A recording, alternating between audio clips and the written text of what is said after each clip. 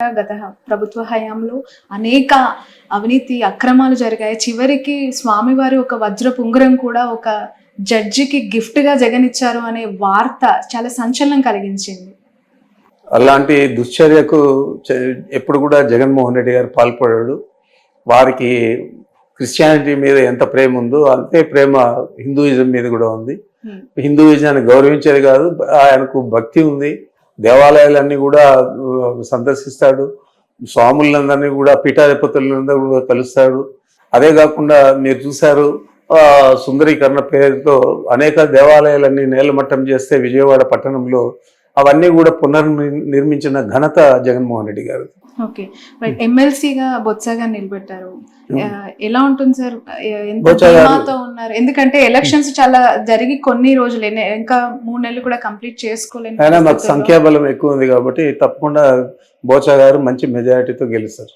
పక్కా. ఎందుకంటే అక్కడ ఆల్మోస్ట్ మొన్న వచ్చిన రిజల్ట్ ఒకసారి అబ్జర్వ్ చేస్తే వైసీపీ చాలా గడ్డు పరిస్థితులు ఎదుర్కొంది. పర్వాలేదు, అయినా కూడా మాకు ఎంపీటీసీలు కానీ జెడ్పీటీసీలు కానీ కార్పొరేటర్లు కానీ సంఖ్యాబలం ఎక్కువ ఉంది కాబట్టి తప్పనిసరిగా మంచి మెజారిటీతో గెలుస్తారు.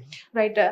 వైసీపీ నుంచి కొంచెం పక్కన పెడితే సార్, మిమ్మల్ని ఒక క్వశ్చన్ అడుగుతాను పర్సనల్ గా. చాలా సీనియర్ లీడర్ గా మీ అబ్జర్వేషన్ ఏంటి? వస్తున్న నాయకులు చేరుతున్న పార్టీ జనసేనగా ఇప్పుడు మారిపోయింది, టీడీపీని ఆప్షన్ గా ఎంచుకోవట్లేదు అని చెప్పి కొంతమంది నాయకులు మాట్లాడుతూ ఉన్నారు. ఎందుకు జనసేన ఒక హ్యాపెనింగ్ పార్టీగా కనిపిస్తుంది అంటారు అలాంటి లీడర్స్ కి? ఆయన నాయకత్వం మీద అందరికీ కూడా గౌరవం ఉండొచ్చు.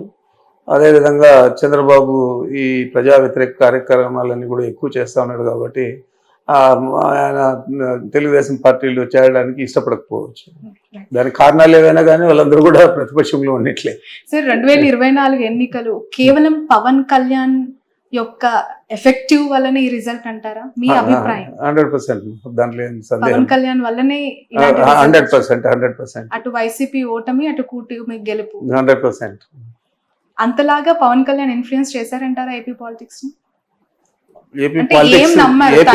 ఏపీ పాలిటిక్స్ ఇన్ఫ్లుయెన్స్ చేశాడా లేదా అనేది కాదు, వారికి సంబంధించిన సామాజిక వర్గం అంతా కూడా ఆయనకు గట్టిగా మద్దతు ఇచ్చింది.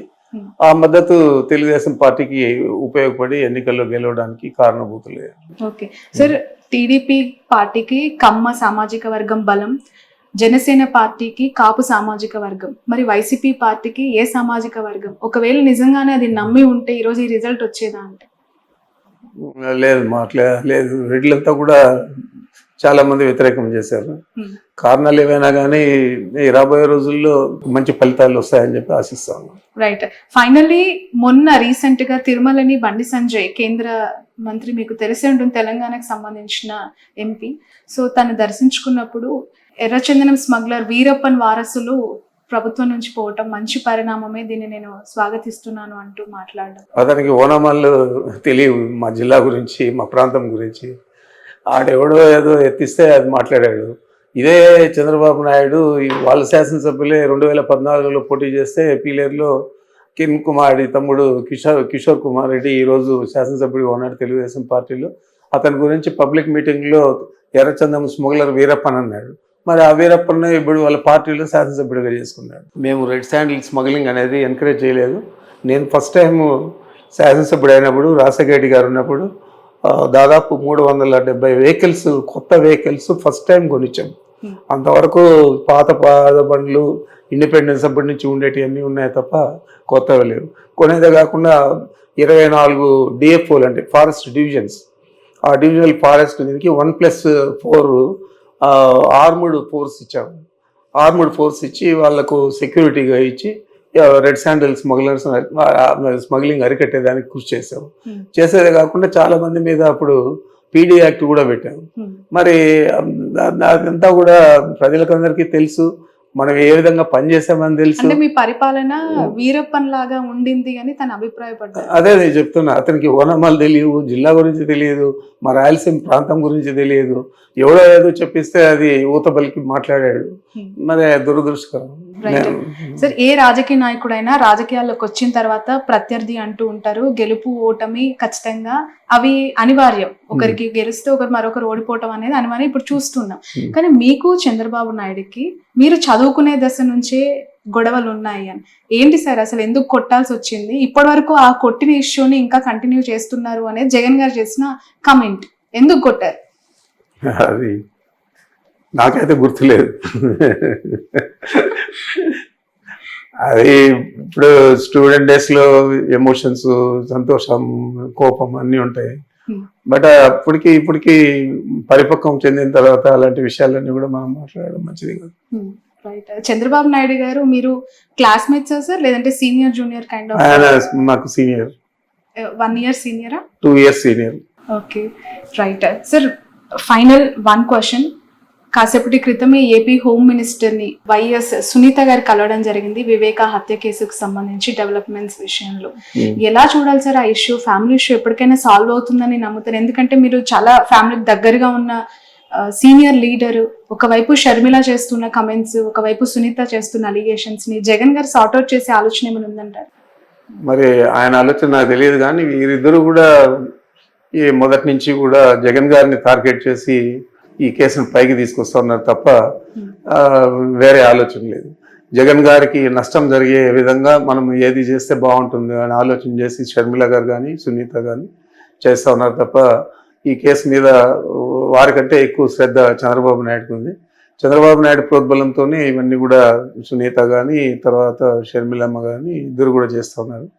మరి ఇది వారి కుటుంబానికి సంబంధించిన విషయమైనా కూడా దీన్ని రాజకీయంగా రాష్ట్రం అంతా కూడా ప్రజలు నమ్మించే విధంగా వాళ్ళు ప్రయత్నం చేస్తూ ఉన్నారు. ఇదంతా కూడా చంద్రబాబు నాయుడు స్కెచ్ తప్ప వేరే కాదు. ఓకే, ఖచ్చితంగా షర్మిల గారు వెనుక చంద్రబాబు నాయుడు గారు మాట్లాడే మాటలు కానీ ఆమె పబ్లిక్ మీటింగ్స్ లో చెప్పే విషయాలు కానీ ఇవన్నీ కూడా చంద్రబాబు దగ్గర నుంచి వచ్చేటే తప్ప సొంత ఆలోచన అనుకుందని నేను అనుకోవడం లేదు.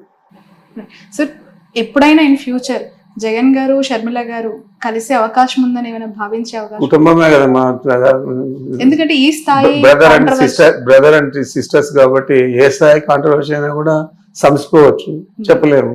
ఎందుకంటే పార్టీకి ఇప్పుడు ఒక ఇబ్బందికర వాతావరణము, తను ఉండుంటే బాగుండేదని అభిప్రాయపడుతున్న కార్యకర్తలు కూడా ఉన్నారు. ఒకవైపు ఈ వైరం చూస్తూ ఉన్నాం. ఎలా చూడాలంటారు దీన్ని? ఏదైనా ఈ కాలమే నిర్ణయిస్తుంది.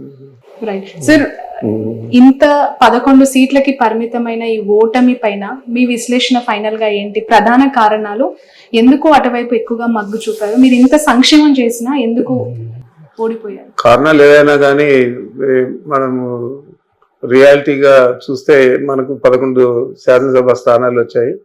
కాకపోతే మా అందరికీ కూడా మా నాయకుడి మీద నమ్మకం, అదేవిధంగా అతనికి ప్రజలు ఇచ్చిన మద్దతు 40% ఓట్లు ఇచ్చారు.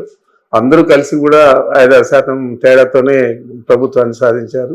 ఒకడే 40% సీట్లు తెచ్చుకున్నాడు. కాబట్టి ఈ ప్రభుత్వం చాలా అనతి కాలంలోనే, చాలా తక్కువ సమయంలోనే ఇంకా ఎక్కువ అన్పాపులర్ అవుతుంది. తప్పకుండా ప్రజలందరూ విశ్వాసం తప్పకుండా చూరగొని ఆయన ఇంతకంటే ఎక్కువ మెజారిటీతో మళ్ళీ తిరిగి ప్రభుత్వాన్ని ఏర్పాటు చేస్తాడని నమ్మకం నాకుంది. Thank you so much sir. Okay.